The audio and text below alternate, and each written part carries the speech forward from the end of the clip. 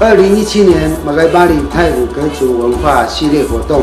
将于10月21日星期六，在洪门村多功能体育场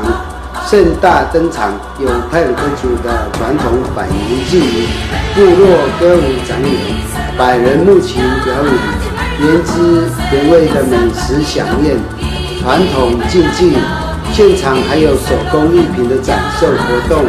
秀林乡公所竭诚的欢迎全国乡亲一同来分享、体验太鲁阁族的文化之美。